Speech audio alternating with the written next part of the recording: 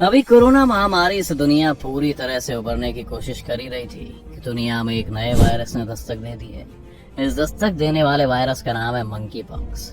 जैसा कि इसके नाम से ही पता चलता है, ये बीमारी बेसिकली जानवरों की बीमारी थी जो कि अब इंसानों में फैलने लग गई है। 2 हफ्तों के भीतर ये वायरस 12 देशों में दस्तक दे चुका है। इसे भी पूरी दुनिया की सांस फूलनी शुरू हो गई थी। इन सभी देशों में अब तक 100 के आसपास मंकी पॉक्स के मरीज मिल चुके हैं, जिनमें से कुछ की हालत तो काफी सीरियस भी बताई जा रही है। इसीलिए दुनिया में मंकी पॉक्स वायरस के तेजी से फैलने पर विश्व स्वास्थ्य संगठन यानी कि WHO भी हरकत में आ गया है। इसके लिए उसने एक इमरजेंसी मीटिंग में बुलाई, जिसमें ये बात की गई कि क्या अभी हम इस सिचुएशन में हैं कि इस बीमारी को महामारी यानी कि पेंडेमिक घोषित कर दें।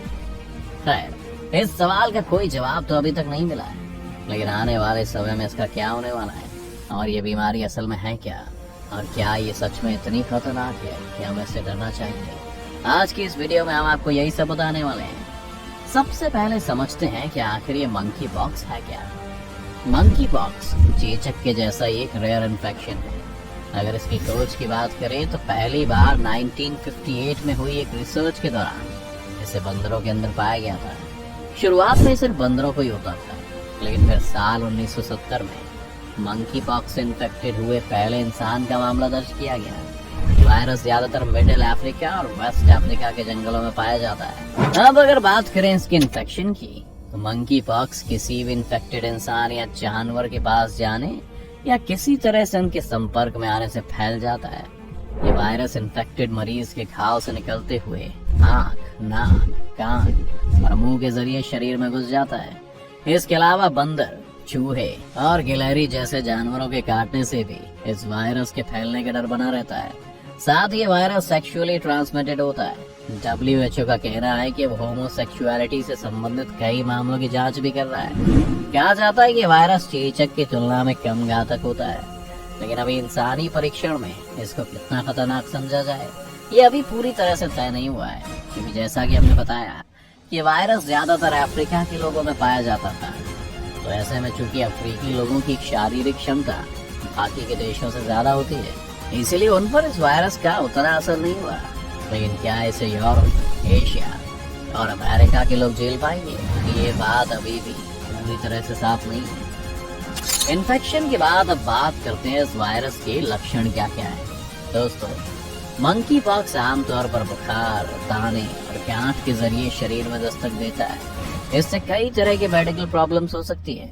इस बीमारी से जुड़े सिम्टम्स 2 से 4 हफ्तों तक दिखते हैं। अभी तो ये कहा जा रहा है कि अपने आप दूर होते चले जाते हैं, लेकिन कई बार मामला गंभीर हो सकता है, क्योंकि हाल के समय में इस बीमारी से होने वाली डेथ्स का आंकड़ा 3 से 6% तक रहा है। जो नए मामले यूरोप और ब्रिटेन में सामने आ रहे हैं, उनमें से 20 से ज्यादा लोगों की मौत का आंकड़ा सामने आया है। अब आप पूछ सकते हैं कि जब ये वायरस आधी सदी से ज्यादा पुराना है, तो अब इतनी तेजी से क्यों फैल रहा है कि सबको हाई अलर्ट पर रखा जा रहा है। इसके पीछे ब्रिटेन के एक एक्सपर्ट का कहना है कि कोरोना महामारी की वजह से लगभग सभी देशों में आने जाने पर पाबंदियां लगी हुई थी, लेकिन महामारी का असर कम होने के बाद आवाजाही पर रोक हटी, तो लोग बड़ी संख्या में एक जगह से दूसरी जगह ट्रैवल कर रहे हैं। ऐसे में लोगों का अफ्रीका के देशों में आना जाना हो रहा है। इसीलिए एक पोटेंशियल रीजन हो सकता है, और हम कह सकते हैं कि शायद इसीलिए मंकी पॉक्स के मामले अब तेजी से सामने आ रहे हैं। इसके अलावा अभी इस वायरस के ट्रांसमिशन को लेकर और भी रिसर्चेस की जा रही हैं। अब अगर इस वायरस के खतरे की बात करें, तो कहा जा रहा है कि बच्चों और होमोसेक्सुअल लोगों पर वायरस का खतरा ज्यादा है, क्योंकि इस वायरस के फैलने में सेक्सुअल ट्रांसमिशन बहुत बड़ा रोल निभा रहा है। ब्रिटेन में अब तक मिले मंकी पॉक्स के ज्यादातर मामलों में पुरुष शामिल थे, जिन्होंने खुद को गे या होमोसेक्सुअल बताया। ऐसा दावा यूके की हेल्थ सिक्योरिटी एजेंसी ने किया है। हालांकि अभी तक इस संक्रमण को यौन संक्रामक बीमारी नहीं माना गया है। अब अगर देखें कि वायरस मंकी पॉक्स कितना खतरनाक है, तो विश्व स्वास्थ्य संगठन यानी कि WHO की अगर माने, तो मंकी पॉक्स एक रेयर बीमारी है। इसका इन्फेक्शन कुछ मामलों में कॉम्प्लेक्स हो सकता है। इस वायरस के 2 स्ट्रेन्स हैं, एक है कांगो और दूसरी है पश्चिमी अफ्रीकी स्ट्रेन। ये दोनों ही स्ट्रेन 5 साल से छोटे बच्चों को अपना शिकार बनाती हैं। कांगो स्ट्रेन की डेथ रेट 10% और पश्चिमी अफ्रीका स्ट्रेन की डेथ रेट 1% है। वहीं अगर बात करें ब्रिटेन की, जहां ये अभी सबसे ज्यादा फैल रहा है, तो वहां पश्चिमी अफ्रीकी स्ट्रेन की पुष्टि हुई है। अब यहाँ भी यही सवाल उठता है कि मंकी पॉक्स महामारी बन पाएगी या नहीं। तो अगर इसका जवाब तलाशें तो यूरोप और अफ्रीकन देशों को अपनी चपेट में ले चुके मंकी पॉक्स को हम महामारी नहीं मान सकते हैं। दरअसल इसकी तुलना कोरोना से की जाए तो उससे बहुत ही कम खतरनाक वायरस है। एक्सपर्ट्स की राय है ये बीमारी महामारी नहीं बन पाएगी, क्योंकि ये कोरोना की तरह तेजी से नहीं फैलती है। इससे इन्फेक्ट होना उतना आसान नहीं है जितना कोरोना से होना है। इस बीमारी के मामलों को आसानी से आइसोलेट किया जा सकता है और इन्हें आसानी से एक जगह पर रोका जा सकता है।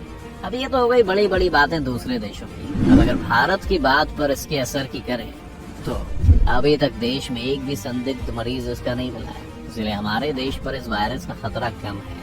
हालांकि सावधानी फिर भी बरतनी जरूरी है, क्योंकि मेडिकल विभाग से जुड़े लोगों का कहना है कि ब्रिटेन, अमेरिका और यूरोप में मंकी पॉक्स के मामले तेजी से बढ़े हैं। इसकी जानकारी अभी आ नहीं पाई है। इसके बारे में जानकारी आने के बाद ही तस्वीर साफ हो पाएगी कि भारत में इसका कितना खतरा है। लेकिन ऐसी बीमारी आते ही जिसका सबसे बड़ा रोल हो जाता है वो है WHO। मंकी पॉक्स के बढ़ते मामले को देखकर WHO एक्शन मोड में आ गया है।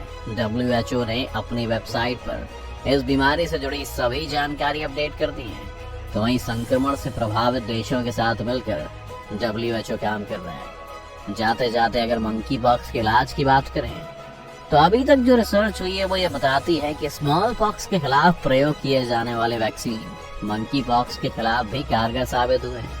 इन वैक्सीन को 85% तक कारगर माना गया है। अमेरिका के फूड एंड ड्रग एसोसिएशन ने साल 2019 में जाइनोस नाम की वैक्सीन को मंजूरी दी थी। ये वैक्सीन चेचक और मंकी पॉक्स दोनों में इस्तेमाल की जाती है। तो दोस्तों, ये थी आने वाली मुसीबत के बारे में पूरी जानकारी। आपको वीडियो कैसी लगी हमें कमेंट करके जरूर बताएं और वीडियो को लाइक और शेयर करना ना भूलें और चैनल को सब्सक्राइब भी कर लें।